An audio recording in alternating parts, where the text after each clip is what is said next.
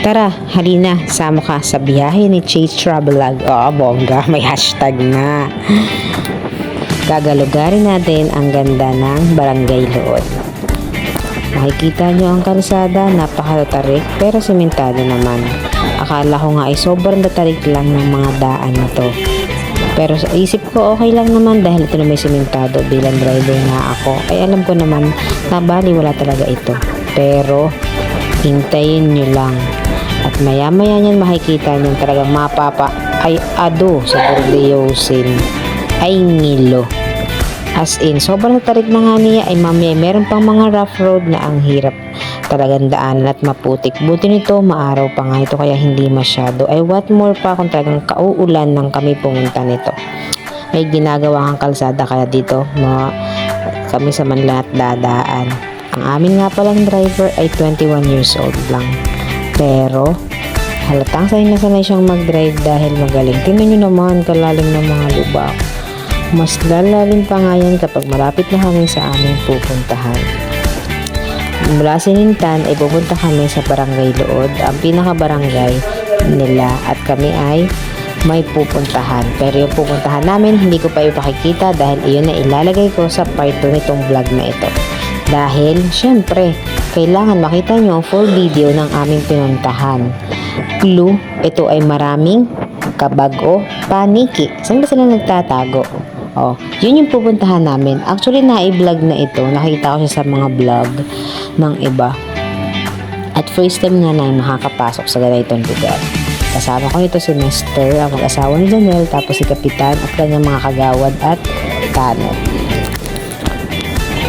Pag nga ganitong mga road trip ay ako'y nag-i-enjoy. Lalo't bago ako sa isang lugar dahil syempre masarap ang mag-explore. Ngayon nga lang kami gagala dahil last day na namin dito. Saka wala namang pasok kaya for the gala ang person.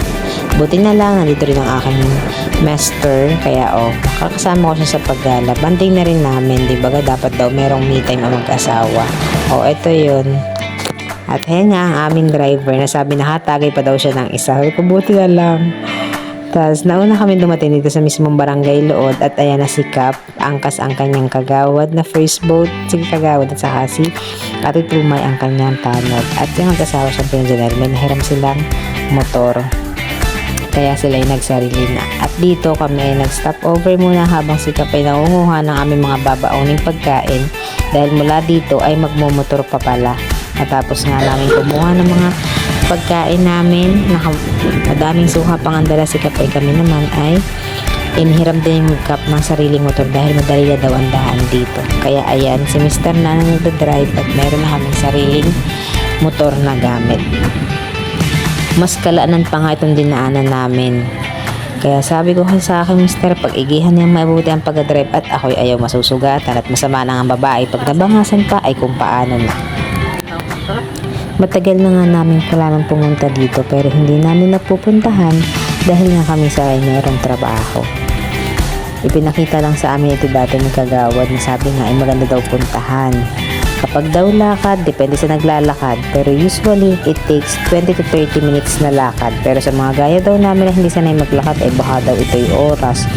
Ay maigi na lang at kami ay nagmotor dahil kung kami pa lakad ay sinasabi ko ng halhal na ang person dun pala ang sa unang lusong na tagang sobrang tarik na kalsada. Tapos mga ganito pala mga dadaanan ay sanay kami hanapon na pagpunta dito. Good thing talaga at naisipan ni Cap na magmotor na lang kami pare-parehas. Nauna nga si Cap na sinusundan ng mag-asawa ni Janelle tapos kami ang pinakahuli. Nagpahuli talaga kami dahil si Mr. medyo siya kumbaga parang nangangabarin siya dahil unang beses na dadaan namin dito, hindi namin kabisado kumbaga. Tapos maputik pa ng oras na ito pero mainit nito ha. Nagkataon na ng mga nagdaang araw ay maulan daw. Ini-enjoy na nga lang namin ang scenery na aming nadadaanan kahit medyo may kainitan na. Good thing na nga lang at ang aking asawa ay himala at hindi nagre-reklamo. Siguro dahil na-enjoy niya rin naman ang aming gala dahil first time din daw niya na makakapagkala dito sa Barangay Luod, Katnanungan, Quezon. So habang nagdadrive, hindi kami halos makapagkwentuhan dahil concentrate talaga siya sa pagdadrive, lalo na kapag nga mga putikan na talagang ang lubak ay sobra.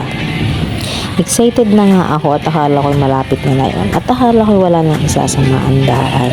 Dahil yung una nga namin mga dinaanan, mga sementado, tapos scary naman siya motor. Pero habang tumatagal, ayan, mas pumuputik at mas kumikitid pa. Dahil nga, bihira mapuntahan yung lugar na pupuntahan namin.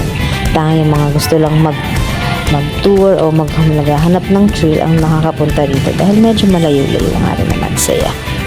Pasensya na kung nagtataka kayo at medyo mabilis ang takbo namin. Actually, hindi po ito mabilis.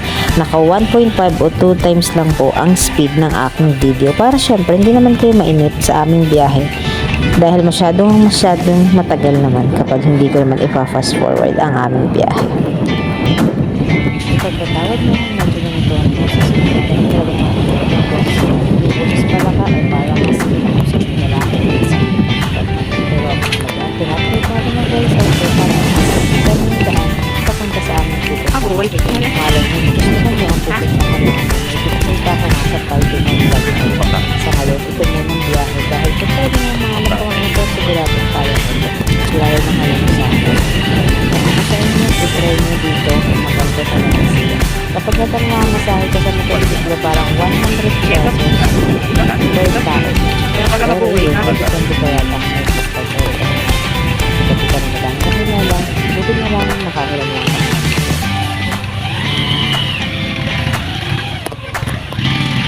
Medyo alala na kami sa pagsunod sa kanila dahil medyo bumpy car na.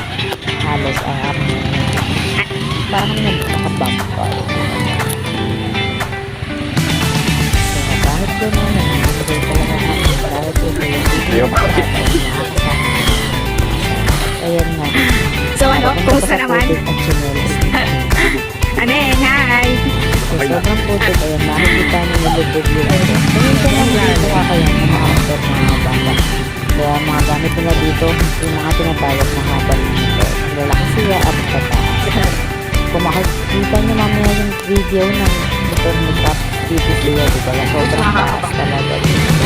Para nga yun kapag ganyan sa mga mapuputik ay baliwala lang. Lalo nga't hasana sa pag-try ng yung sasakyan. Ang asawa ko, ako naman ay tiwala dahil alam kong sanay siyang magmotor mula pagkabata. Yun nga lang, may naitiran daw dahil nga bago lang kami pa rin. Ay, nauna sila.